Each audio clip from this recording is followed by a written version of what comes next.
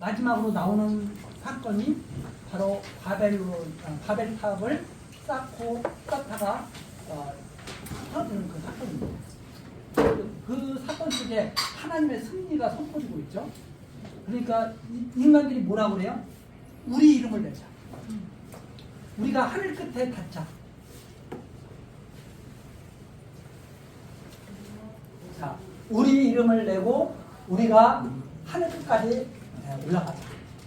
이러면서 바벨탑을 쌓을 때 하나님이 언어를 혼잡해 하셔가지고 싹 무너뜨리잖아요. 그 사건 속에서 이렇게 됩니다. 아담에게 복 주신 하나님이 노아에게 은혜를 베푸시고, 그리고 결국 그 승리하신 그 모습이 거기에 다 이렇게 잘 담겨있는 그 사진이죠. 그리고 나서 이제 창세기 12장서부터 하나님이 첫 아담에게 언약하신 대로 내가 반드시 이루겠다 하시는 말씀이 바로 이 이스라엘에 대해서 시작하신 거예요. 이 하나님의 언약을 내가 변치 않고 이루겠다 하고 보여주신 것이 바로 이스라엘 역사입니다. 그래서 언약의 말씀이라면 말씀하신 언약에 대한 보증이 바로 여기에 담겨있죠. 언약의 말씀, 복 주겠다, 생육하고 번성하라, 땅을 정복하라, 다스려라, 복 주겠다. 그것을 은혜를 입혀서 반드시 이루시겠다는 말씀이 여기에 담겨있습니다. 그것을 보증하신 역사가 바로 이거죠. 이스라엘 역사죠. 그래서 이 이스라엘 나라는 그래서 제사장 나라가 됩니다. 제사장 나라. 이 하나님의 언약을 반드시 이루시겠다는 뜻이에요. 그럼 이 하나님의 언약은 뭐냐? 그리스도를 통해서 반드시 복 주시겠다는 뜻이에요. 이것을 보여주신 역사가 바로 여기에 담겨있어요. 이것이 율법과 시사와 선지서입니다. 반드시 내가 첫 아담에게 언약한 대로 내가 반드시 이룰 거야. 누구를 통해서? 그리스도를 통해서. 이거 내용이 있는데 아브라함과 이삭과 야곱, 이 창세기 50장에 나온 게 이것이 이스라엘 열조에게 언약하신 내용이다. 거기에 히브리서 6장 13절서부터 18절 그 내용 잠깐 참고로 표시해놨습니다. 다 한번 찾아보시겠습니다. 하나님이 아브라함에게 약속하실 때 누구에게 약속하셔요? 아브라함에게 약속하실 때, 하나님이 아브라함에게 약속하실 때 가르쳐 맹세할 자가 자기보다 더 큰 이가 없으므로 자기를 가르쳐 맹세하여 가라사대 내가 반드시 너를 복주고 복주며 너를 번성케 하고 번성케 하리라 하셨더니 아브라함에게 약속하신 거예요. 이스라엘 열조 아브라함에게 하셨더니 저가 이같이 오래 참아 약속을 받았느니라. 그래서 이삭을 하나님께 받게 되고 그리고 열국의 아비로서 정말 이렇게 기록되게 된 거죠. 그 16절입니다.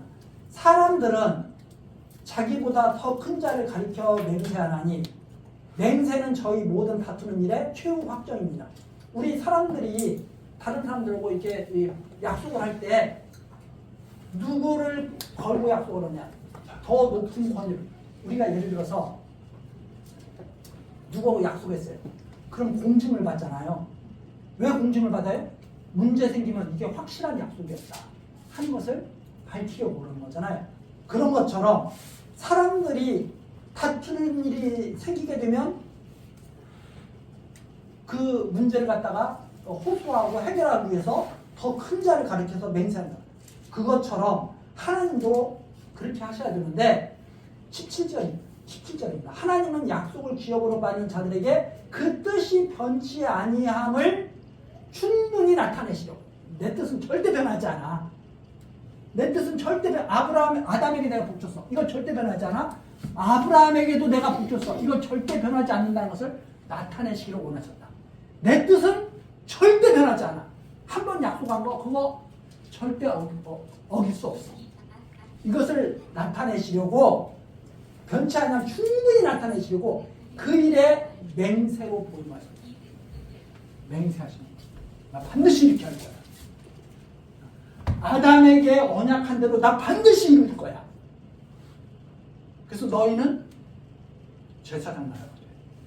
그래서 이스라엘을 통해서 우리가 이스라엘 역사를 통해서 우리가 뭘 알게 되느냐? 아, 변치 않고 이 뜻을 이루시겠다 하는 것을 알게 된다. 보증하셨나니 18절입니다. 이는 하나님이 거짓말 하실 수 없는 이 두 가지 변치 못할 사실로 인하여 이 약속까지 하나님이 말씀하시고 보증까지 하셨죠. 말씀하시고 이 계약서 쓴 다음에 이걸 쉽게 말해서 계약서를 써서 끝난 게 아니라 공증까지 딱 맞췄어요. 그렇게 하셨으므로 두 가지 변치 못할 사실로 인해 앞에 있는 소망을 얻으려고 피하여 가는 우리로 큰 안위를 받게 하는 이걸 이해하게 되면 이 약속은 틀림없어. 자, 계약서 썼어요. 공증까지 받았어요. 자, 그래서 등기까지 딱 내버렸어. 그럼 이제 더 이상 안심, 더 이상 이제 걱정할 필요가 없어요. 그렇게 하시려고 하나님이 이런 역사를 하신 것이다. 그런 뜻입니다. 그래서 이스라엘 열조에게 언약하신 대로 이제 반드시 이루어 가실 거예요. 반드시 이루어 가시면 이 아담에 대한 언약을 반드시 이루시겠구나. 아담 한 사람으로 말미암아서 모든 사람이 영향을 받듯이 둘째 아담 한 사람으로 말미암아서 모든 사람이 영향을 받겠구나. 아담 한 사람, 원래 아담은 산영이었죠. 이 산영이 죽은 영이 되어버렸잖아요. 다 죽어버렸잖아요. 아담 이후로 모든 사람이 다 죽잖아요. 그리스도께서 살아나셨다면 그리스도 한 사람으로 인해서 모든 사람이 살게 될 것을 확실하게 보증하게 하신 것이다. 이런 의미까지 우리가 생각을 할 수가 있습니다. 자, 그래서 이제 거기 보면 이스라엘 열조에게 언약하신 것이 창세기 12장서부터 50장까지잖아요. 그게 아브라함, 이삭, 야곱에게 언약하신 내용이거든요. 그것을 이스라엘 민족을 통해서 성취해 나가실 거예요. 언약하신 그대로. 성취해 나가면 그것이 바로 첫 아담에게 언약하신 것을 반드시 이루게 될 것을 보증하시는 겁니다. 자, 그래서 이스라엘의 생육번성 출애굽기에서부터 신명기까지 내용입니다. 이스라엘 백성들이 생육번성에 나가요. 이스라엘 백성들이 생육번성에 나가는데 어떻게 생육번성에 나가느냐? 우리가 잘 아는 것처럼 애굽 땅으로 내려보냅니다. 이스라엘 백성들을 애굽 땅에 내려보낸 이스라엘 백성들을 애굽에서 생육번성을 하시죠.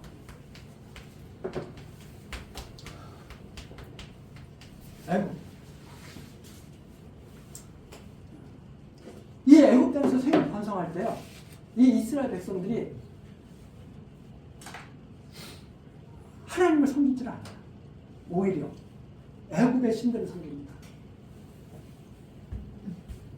아브라함이 가나안 땅에 오기 전에 아버지 데라가 다른 신을 섬겼죠. 그런데 아브라함을 불러내시잖아요. 애굽에서 애굽 신들을 섬기고 있던 이스라엘 백성을 불러내죠. 불러내셔가지고 율법을 주시죠. 불러내셔가지고 율법을 주셔요. 율법. 모세를 통해서. 레위기입니다. 출애굽기 레위기. 율법을 주셔요. 이 율법을 왜 주셨느냐? 제가 계속 말씀드리지만 율법을 잘 지키라고 주셨다고 많은 사람들이 이해하지만 율법을 주신 이유는 아브라함과 이삭과 야곱의 하나님을 절대 떠나지 말라고 주신 것입니다.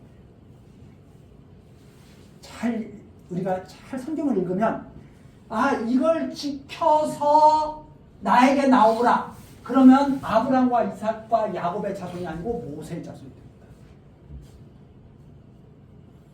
하나님이 그러잖아요.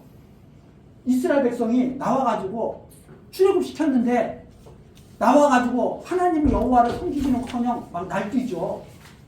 광야 생활하면서 하나님을 잘 믿고 따르는 게 아니라 매일 미워하고 증오하고 우리를 죽이려고 그러지느냐? 그렇죠. 누구를 닮았어요? 야곱을 닮았어요. 왜? 이름이 이스라엘이니까. 모세가 이스라엘 백성을 율법을 받아서 이스라엘 백성에게 선포하고 40년 광야 생활하는 동안 모세가 편했어요. 고통 속에서 살아요. 모세가 하나님 이 백성을 왜 저한테 맡겨주셔가지고 이런 백성을 왜 저한테 맡겨주셔가지고 하나님이 뭐라고 해요? 야 너도 이스라엘 백성이지만 몰라? 목이 곧고 이 백성 보통 내기가 아니야. 이거 아주 목이 곧고 패역한 백성이 이스라엘이야.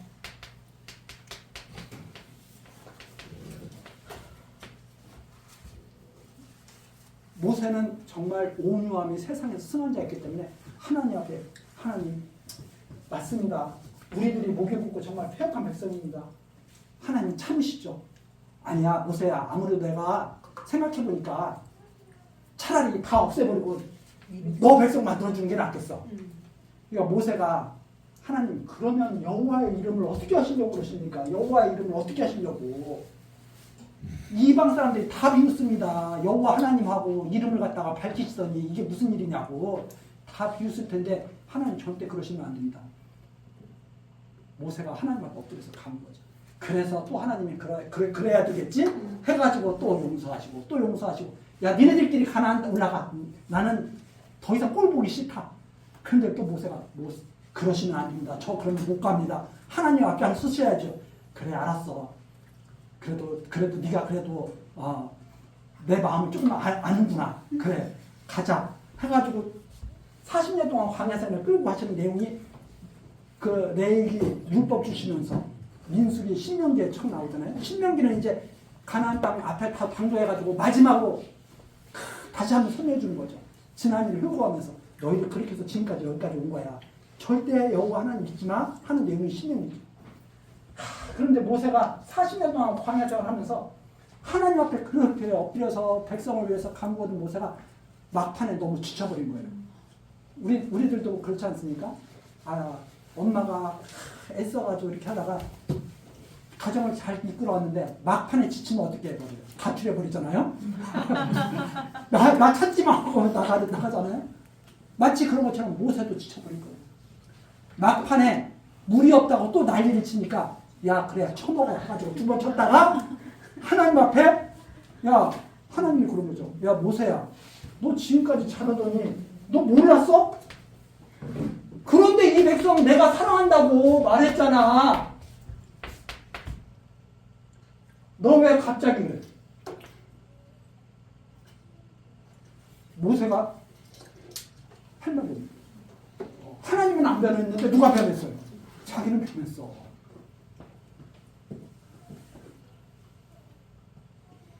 야 원래 이 백성이 이래는 거야.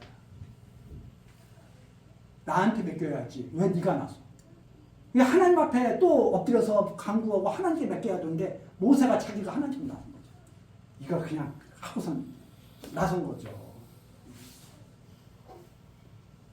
하나님께서 너 가나안 땅에 너 들어가지 마. 너 못 들어가. 딱 그거 하나로 끝내죠. 왜? 그런 상태로 들어가는 땅이 가나안 땅이 아니다. 하나님의 은혜로 들어가는 거지. 무슨 하나님 잘 섬겨서 들어가는 것이 아니라. 근데 많은 사람들이 착각을 하는 거죠. 하나님을 우리가 잘 섬겨서 하나님 앞에 나갈 수 있다고 생각합니다. 하나님을 잘 섬겨서 나가는 게 아니라 하나님이 은혜를 은혜 주기 위해서 나가게 하신 거예요. 그래서 이 모세가 바로 그것을 상징하고 있는 인물이에요. 율법을 상징하고 있는 인물이에요. 율법으로는 절대 하나님 앞에 나아갈 수 없다는 것을 보여주고 있는 거예요. 그래서 이 레위기가 우리는 이렇게 보면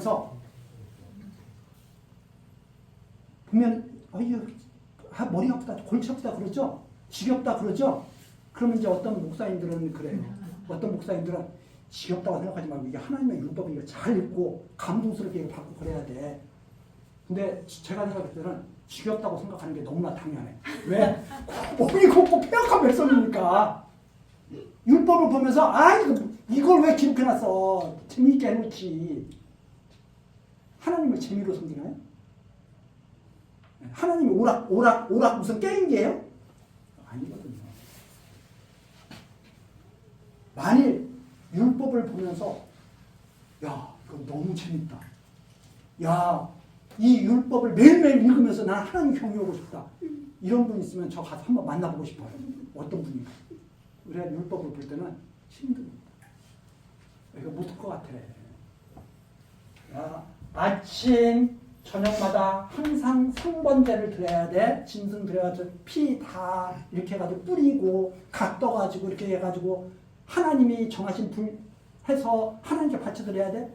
자, 안식이 되면 여기에다가 더 보태야 돼.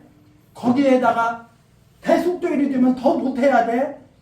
무슨 절기가 되면 더 보태야 돼. 누가 해요? 아무도 하기가 힘드니까, 백성들이 하기가 힘드니까 누구 보고 하라고 그래? 레위가 큰 일을 맡아라고 레위한테 딱 우리 못하겠다. 레위가 해라. 이게 무슨 뜻이에요? 이스라엘 백성은 율법을 지키면서 살 수가 없어요. 그래서 레위에게 그 일을 맡기는데 레위도 자기도 똑같은 인간이야. 자기도 못해. 그 역사를 밝혀주는 내용이 바로 역사입니다. 우리는 율법을 지키지 못합니다.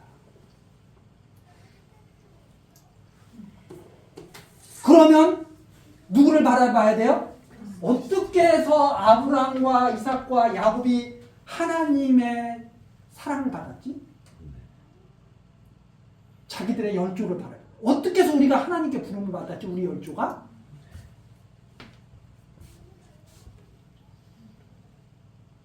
아브라함 때에는 율법이 없었구나.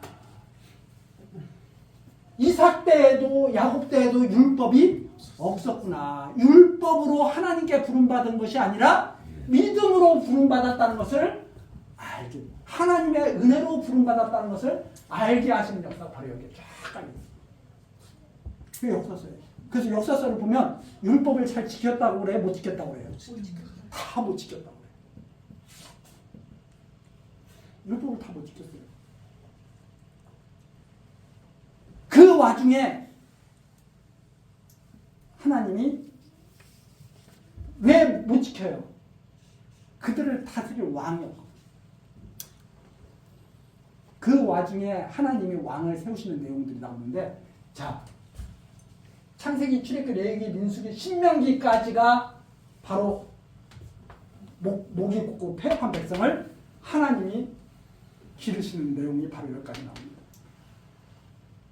그리고 나서 여호수아로 딱 나오죠. 여호수아. 우리 지금 여호수아. 이 여호수아는 어떤 내용이냐? 자, 백성, 이 목이 굽고 폐역한 백성을 하나님이 버리지 않고 계속 기르시면서 요단 동편까지 왔어요. 이 백성들로 하여금 가나안 땅을 차지하게 했습니다. 이게 여호수아. 그래서 자손, 그 다음에 땅. 여호수아가 살았을 때까지는 또 하나님 잘 믿는다고 또 약속을 합니다. 여호수아가 죽고 장로들 다 죽고 나니까 백성들이 다 잊어먹고 자기 소견대로 살아가게 됩니다. 그래서 이스라엘 백성들은 하나님이 모세를 통해서 말씀하셨던 것처럼 그들의 마음속에는 하나님이 없는 백성들이에요. 자, 누구를 닮았다고요? 야곱을 닮았어요. 근데 우리가 야곱을 하나님이 결국 어떻게 하게 해요? 하나님 앞에 무릎 꿇게 만드셨잖아요. 이스라엘 백성들이 반드시 그렇게 무릎 꿇을 거예요. 야곱을 닮았습니다. 자, 사사기에서 이스라엘 백성이 왕이 없다는 사실을 다 밝혀줍니다. 이들은 왕이 없어요. 그래서 항상 어떻게 살아가요? 자기 멋대로 살아가요. 자기 소견대로 살아가는 거예요. 하나님이 예를 들어서 남편들이요 아내 사랑하기를 내 몸과 같이 하라. 그리스도가 교회를 사랑하신 것처럼 너의 모든 것을 다 쏟아부어서 아내를 행복하게 해줘라. 즐겁게 해줘라. 그것이 바로 나를 섬기는 거야. 남편들한테 그 말해도 저런 아내도 어떻게 사랑해. 남편이 그런 거죠. 이게 이스라엘이에요. 그 이스라엘. 자기 속에는 오르는 나는 나 좋은 나를 잘 섬겨주는 아내를 찾아갈 거예요. 나를 즐겁게 해주는 아내를 찾아갈 거예요. 자기가 아내 사랑할 생각을 해야 되는데 나는 아내한테 나는 대접받을 거예요. 이 생각을 한 거죠. 이게 남편들의 못된 속성이다 이 말입니다. 이스라엘 못된 속성. 그리고 또 이제 아내들한테는 뭐죠? 아내들이요. 교회가 그리스도를 주로 섬기고 믿고 따르고 그리스도를 위해서 사는 것처럼 너도 남편을 위해서 그렇게 살아. 아내들은 그런 거예요. 나를 사랑해 주지도 않는데요. 하나님 저 그렇게 못 삽니다. 그 이스라엘 백성입니다. 패역한 백성, 모욕 굳은 백성. 하나님의 말씀대로 살려고 생각도 안 해. 그렇게 살고 싶다고 말도 안 해. 기도가 뭐냐면 하나님 뜻이 그런데 내가 그렇게 살고 싶거든요. 하나님 제발 그 뜻이 이루어지도록 좀 나를 좀 만들어주세요. 이게 기도거든요. 근데 하나님 저는 저런 남편하고 못 삽니다. 남편을 고쳐주십시오. 자기는 고치다가 말하는 게 아니라 남편을 고쳐주시려고 그러거든요. 남편은 뭐라 그래요? 하나님 저런 여자를 어떻게 사랑할 수 있습니까? 우리 집사람은 안 그래.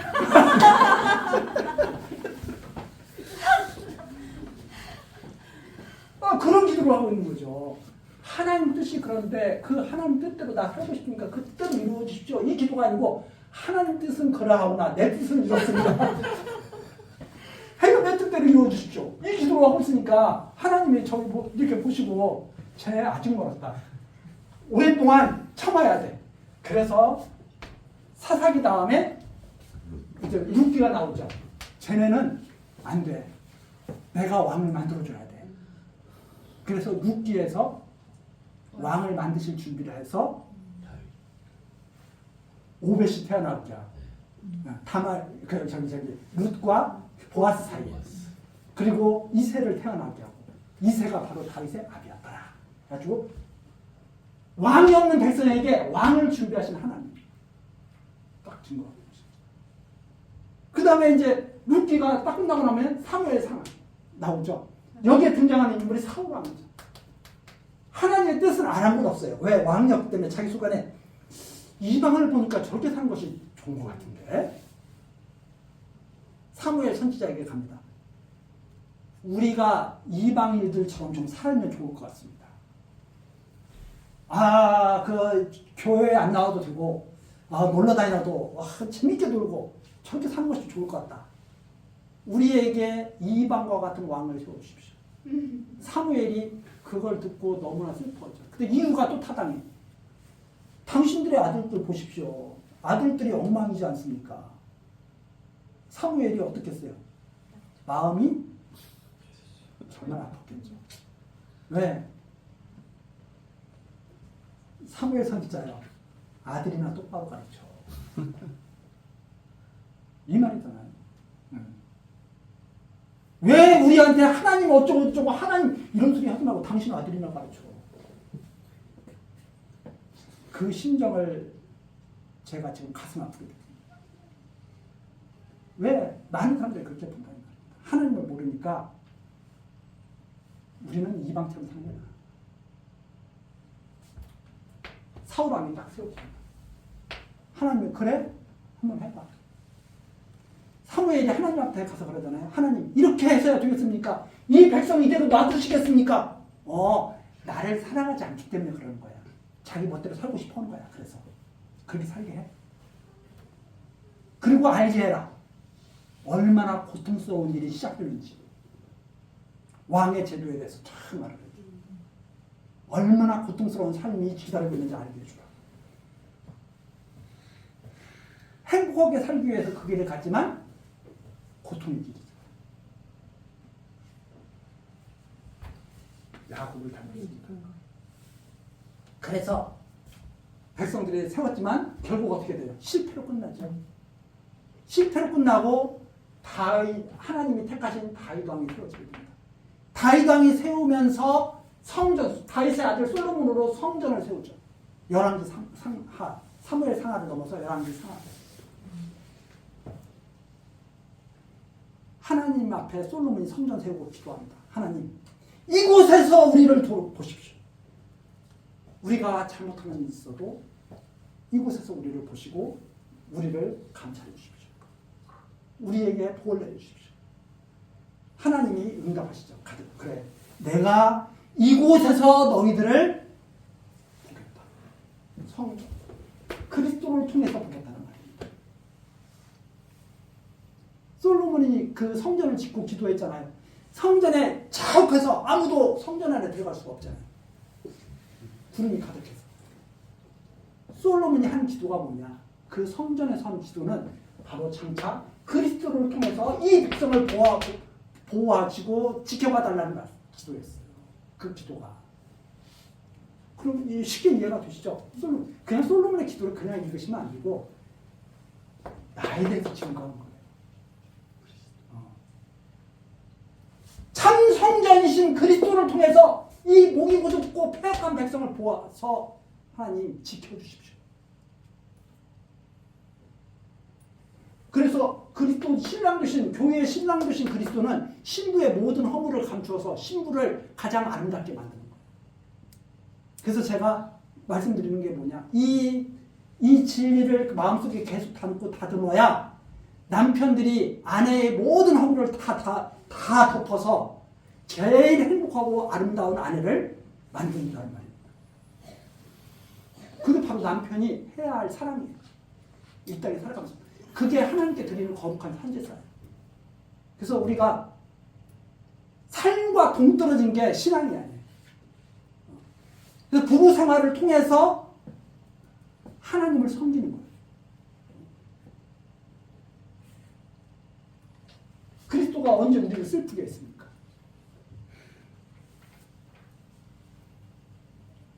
그리스도가, 교회가 깨끗해서 우리를 택하셨나요? 허물을 다 덮어서 당신의 생명까지 내놓고 사랑하셔서 아름답게 한 몸으로 만든 거죠. 어떻게 한 몸 만든 거예요? 그리스도만을 쫓는 아내를 만든 거예요. 신랑을 쫓는 아내를 만든 거예요.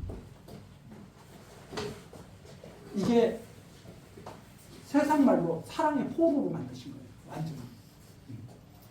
그러면 남편에게 복종하는 것이 수치예요? 기쁨이에요?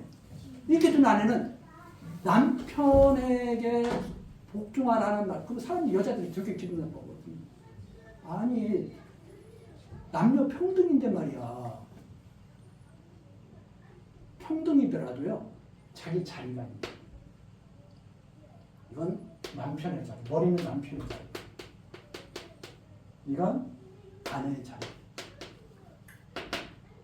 아내, 이 머리의 뜻에 몸은 순종을 해야 돼요. 그래야 아름다운 일을 할 수가 있어요. 머리는 자기 몸을 해롭게 해서는 절대 안 돼요. 자기 몸을 정말 아끼고 다듬어줘야 돼요. 가시 하나 손가락에 박혔어도 꼭 빼줘야 돼요. 그게 머리가 원하는 일이에요. 이 자리를 지켜야 돼요. 이 자리를 지키게 해달라고 기도해요. 자, 그렇게 해서 솔로몬 성전까지 세우고 솔로몬이 기도를 했는데 문제는 뭐가 있느냐?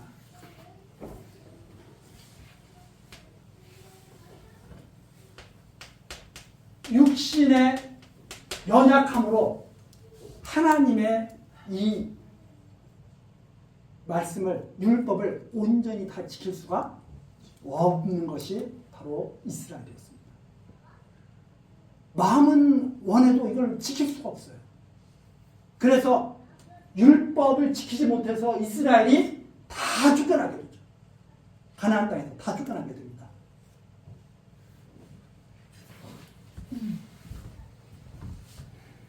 하나님의 말씀을 지키지 못해서 선악을 알게 하는 나무의 열매를 먹고 에덴 동산에서 쫓겨난 것과 똑같아. 다 쫓겨나게 되죠. 그러면 그게 끝이냐?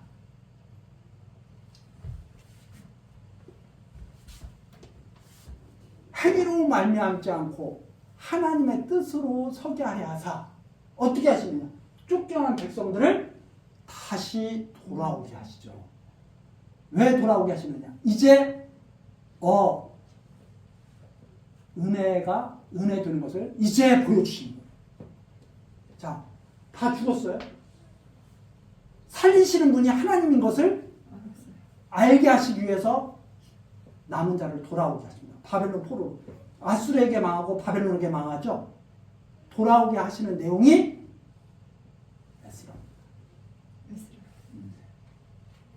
에스라, 느헤미야, 에스더. 백성을 돌아오게 해서 다시 성전을 세우게 하시죠. 무너진 성전을, 성전이 무너지죠.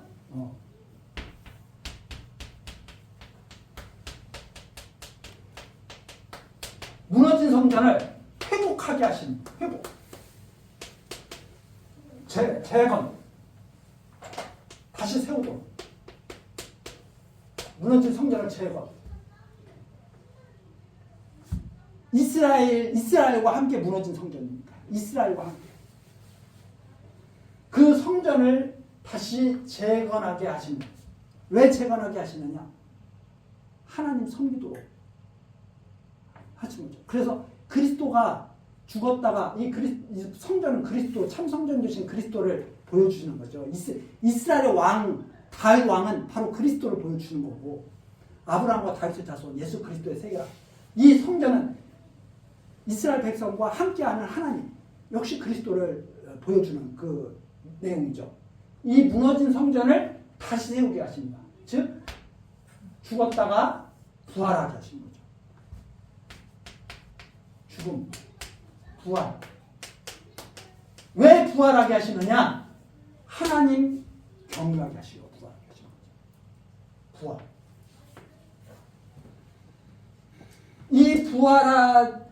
이 부활하게 해서 이 성전을 다시 재건하게 하시는데, 이 성전을 재건할 때 절대 무너지지 않도록 보호하시기 위해서 다시 성벽을 세우게 하십니다. 예루살렘 성을 둘러싸게 하시죠. 성전으로. 예루살렘 성을 둘러싸게 하십니다. 이게 느헤미야. 왜? 보호하시기 위해서.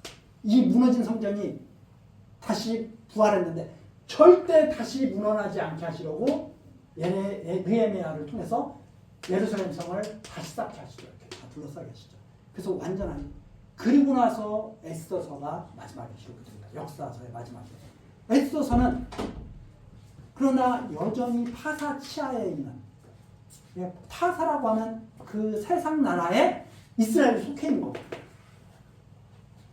근데 그 나라에서 이스라엘 백성들을 죽이려는 음모가 있어요. 하만이 그 음모를 꾸미죠. 그 하만을 완전히 무력화시키고 이스라엘 백성들이 살아나는 내용이 그게 바로 에스더서인데, 이 에스더서를 통해서 이스라엘 백성이 끝까지 보호받을 것을 보여주고 계신 거죠. 그것이 구약 역사의 마지막입니다. 이 역사를 보면서 경건한 자들이 찬양을 하죠. 다윗이라든가 솔로몬이라든가 모세라든가 아삽 자손들이라든가 경건한 백성들이 찬양을 막 합니다. 그게 바로 시가사입니다.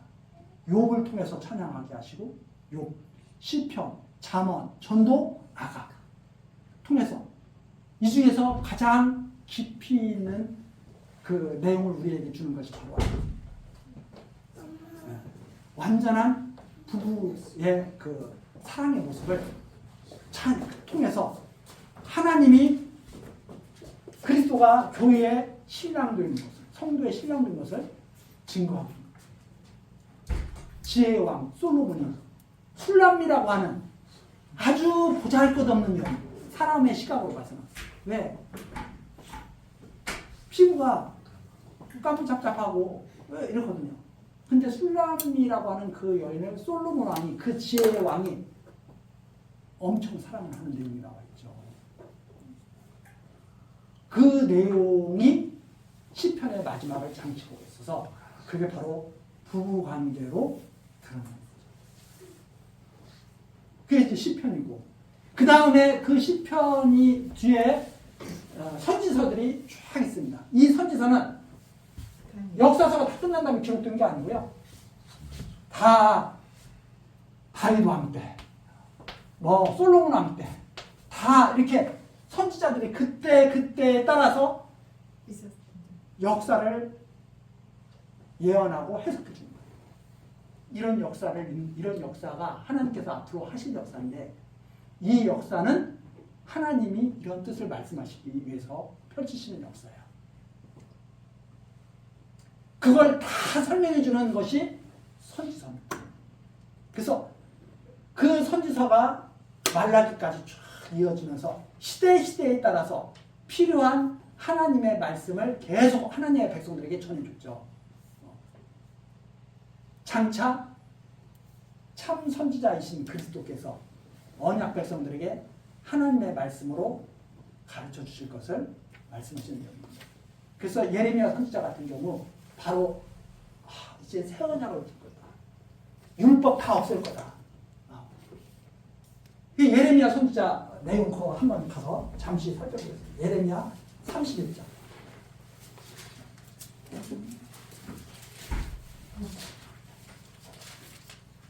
예레미야 31장 31절.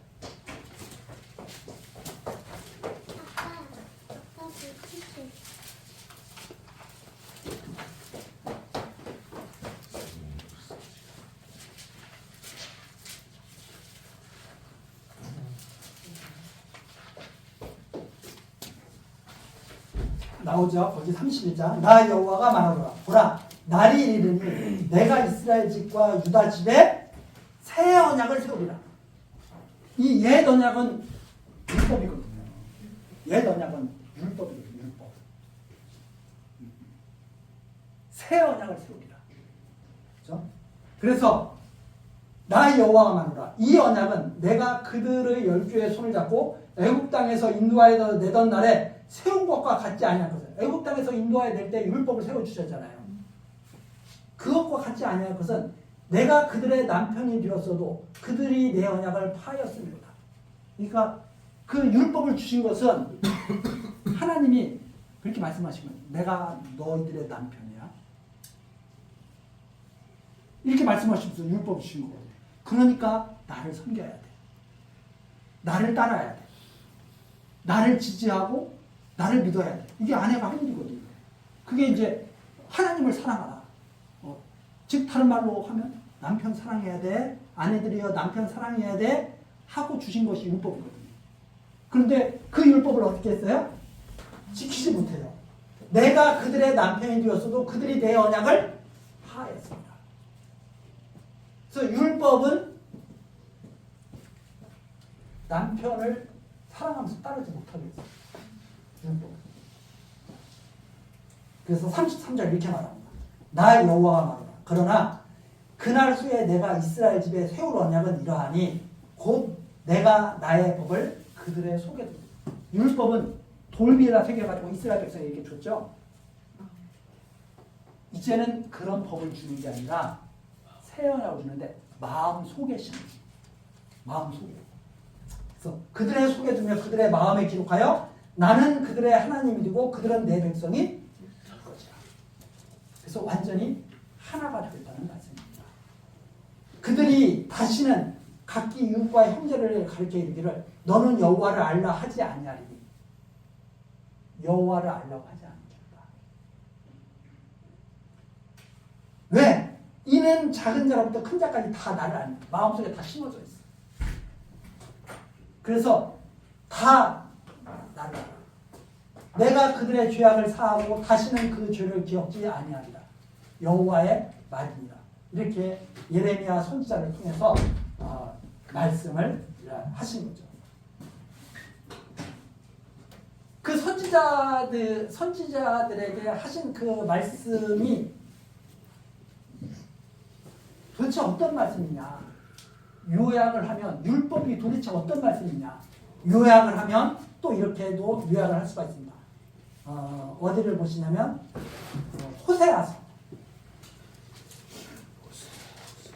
호세아서 6장 6절 6장 1절서부터 6장 1절서부터 이렇게 호세아 선지자가 말하죠. 오라 우리가 여호와께로 돌아가자. 여호와께서 우리를 찢으셨으나 도로 낫게 하실 것이요 우리를 치셨으나 싸매어 주실 것입니다. 여호와께서 이틀 후에 우리를 살리시며 제3일에 우리를 일으키시리니 우리가 그 앞에서 살리라. 그러므로 우리가 여호와를 알자. 힘써 여호와를 알자. 그의 나오심은 새벽빛까지 일정하니 비와 같이 땅을 치는 늦은 비와 같이 우리에게 임하시리라 하리라. 에브라임아 내가 네게 어떻게 하랴. 유다야 내가 네게 어떻게 하랴. 에브라임은 북쪽 이스라엘, 유다는 남쪽 그 유다 아닙니까? 그러니까 야곱 족속이죠. 야곱 족속 보고 어떻게 하겠느냐. 내가 네게 어떻게 하겠느냐. 너희의 인애가 아침 구름이나 쉬 없어지는 이슬 같도다. 그러므로 내가 선지자들로 저희를 치고 내 입의 말로 저희를 죽였느니 내 심판은 바라는 빛과 같으니라. 하나님이 어떻게 하겠어요? 사랑스러우니까 이스라엘 백성이 너무나 사랑스러우니까 계속 선지자를 보내신 거예요. 계속 선지자를 보내서 야, 너 하나님 떠나면 안 돼. 여호와 하나님 떠나면 안 돼. 계속 권면하시면 너 지금 하나님 그렇게 잘못 섬기고 있어. 하나님을 그렇게 섬기는 게 아니야. 와서 그런 말 하면 기분이 좋아요, 나빠요? 야, 너 잘하고 있어. 하나님께서 너 칭찬하신대. 하나님이 너 복 주신대. 그럼 기분이 좋아요, 나빠요? 기분이 좋죠. 그런데 계속 와서 그런 거야. 야, 너 그렇게 하나님 섬기는 거 아니라고 하나님께서 책망하시면서 심판하신대. 너 이제 쫓아내신대. 이스라엘 백성들이 그 말씀 듣고 이거 뭐하는 작자가 와서 지금 뭐라 그러는 거야? 죽여버려. 죽여버려. 선지자.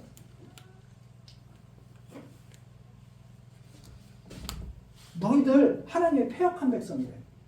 너희들 패역해서 목이 곧은 백성인데 내가 너희를 사랑한다고 하니까 빨리 나에게 돌아오래. 이거 뭐야? 죽여버려. 하나님 어떻게 하냐? 내가 너희를 도대체 어떻게 하냐? 마지막에는 어떻게 해야 된다고요? 당신의 아들 같은 거. 그러면은 돌이키겠지.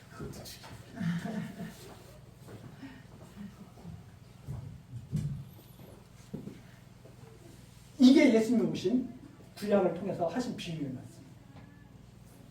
너희 그런 백성이야.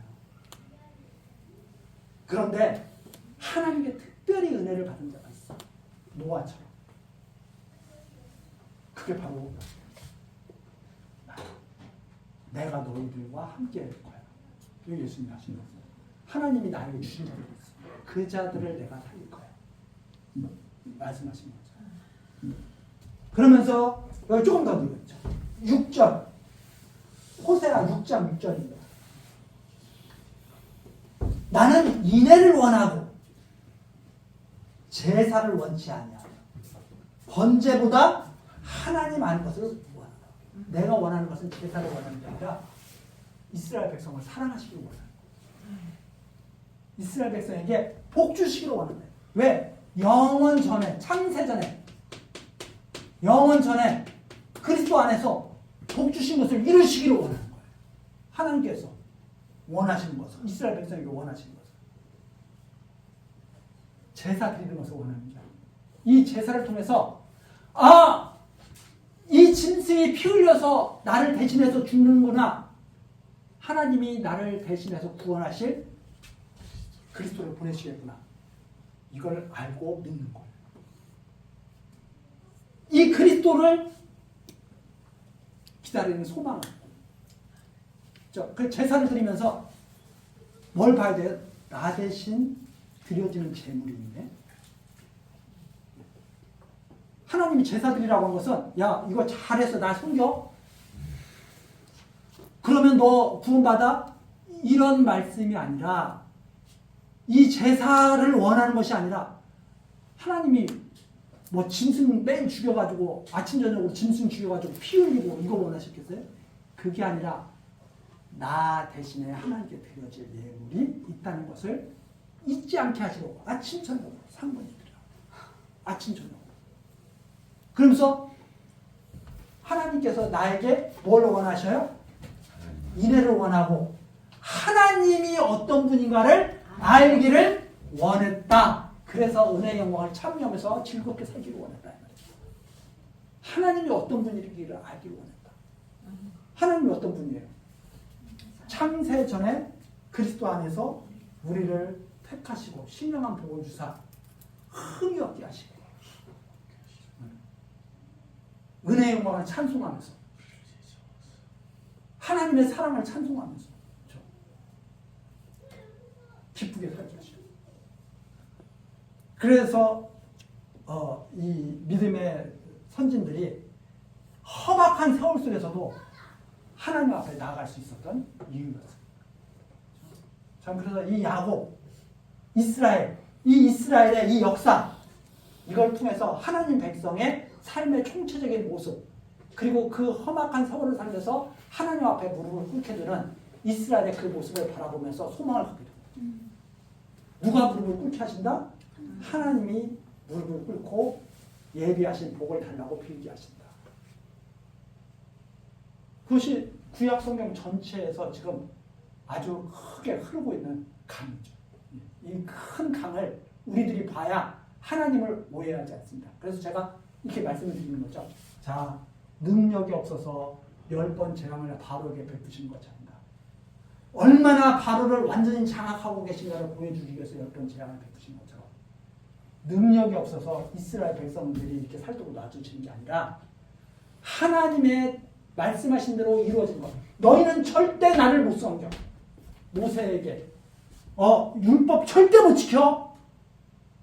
율법으로 나에게 나올 생각하지 말고 믿음으로 나에게 나와. 이것을 말씀하신 내용이 이 선지자를 통해서 계속 하신 말씀이죠. 너희 율법 못 지켰어. 너희 율법 못 지켰어. 망해. 그럼 어떻게 해야 돼? 여호와께로 돌아가야 돼. 누구의 여호와? 아브라함과 이삭과 야곱의 하나님 여호와께로 돌아가야 돼. 이 말씀을 계속하고 계셨던 거다. 그래서 이 창세기를 바르게 이해하면 아브라함의 믿음을 떠나지 못하게 하시려고 율법을 주셨구나 이렇게 이해가 되는 거예요. 율법을 지켜서 나에게 나오라고 복받으라고 율법을 주신 게 아니라 율법 아래에 가두어서 아브라함의 믿음으로 나오게 하시려고 한 겁니다. 그것은 바로 아담에게 언약하신 말씀대로 둘째 아담을 통해서 반드시 이루실 것을 약속하신 언약의 보증이었다. 이렇게 이해를 하게 됩니다. 그래서 전체적으로 이 성경을 좀 이렇게 보시면서 물론 표현은 조금씩 다를 수가 있습니다. 나누는 것도 조금씩 다르게 나눌 수 있죠. 그러나 이걸 통해서 확고하게 이해를 해야 됩니다. 이스라엘의 하나님은 아브라함과 이삭과 야곱의 하나님이고 살아계신 하나님이다. 이스라엘은 율법으로 하나님께 나가는 게 아니라 믿음으로 나가는 것이다. 왜? 이스라엘 열조에게는 율법이 없었던 자들이다. 그래서 율법을 못 지켜서 너 못 나와 한다면 아브라함과 언약하신 약속을 패하는 것이다. 그러면 하나님을 거짓말쟁이로 만드는 것이다. 이렇게 이해를 해야 이 율법이 뭔지 그래서 이렇게 이해를 하면 율법 지켜서 하나님 앞에 나오라는 말을 할 수가 없어요. 이걸 이해를 못하니까 율법 지켜 하나님 앞에 나오라고 계속 말하는 거죠. 그것이 신앙생활 잘하는 거라고 계속 말하는 거예요. 신앙생활 잘하는 것은요. 이 하나님을 아브라함이 믿었던 하나님을 믿고 살아가는 거예요. 신앙생활 잘하는 것은 남편은 아내를 그리스도가 교회를 사랑하는 것처럼 사랑하고 살아가는 게 신앙생활 잘하는 거예요. 그렇게 이해를 하시면 정확하게 이해를 하는 것이라고 생각을 합니다. 이렇게 해서 우리 간략하게 구약을 한번 너무나 아쉽지만 짧지만 그래도 한번 큰 줄기를 한번 훑어봤고요. 다음 설명일 때는 신약의 내용을 또 한번 간략하게 요약해서 한번 살펴보도록 이렇게 하겠습니다. 기도하시겠습니다. 언약하신 말씀을 변함없이 성취하시는 여호와 하나님, 우리들이 어려운 중에도 가을 사경에 이렇게 잘 마칠 수 있도록 하나님 지켜주시니 감사드립니다. 이번 사경위에서 구약성경의 말씀을 살펴보았습니다. 우리는 마음속에 잘 간직하게 하시고 좀 더 하나님 앞에 가까이 가는 신앙생활을 할 수 있게 도와주시옵소서. 하나님께서 우리의 연약함을 아시오니 믿음을 지켜주시고 우리의 사는 날 동안, 남은 날 동안 복되고 경건한 삶을 살아가도록 또한 함께하여 주옵소서. 모든 일에 감사와 평강이 넘치도록 역사하시는 하나님께서 홀로 영광 받으시기를 소원하오며 예수 그리스도의 이름으로 기도드리옵나이다. 아멘.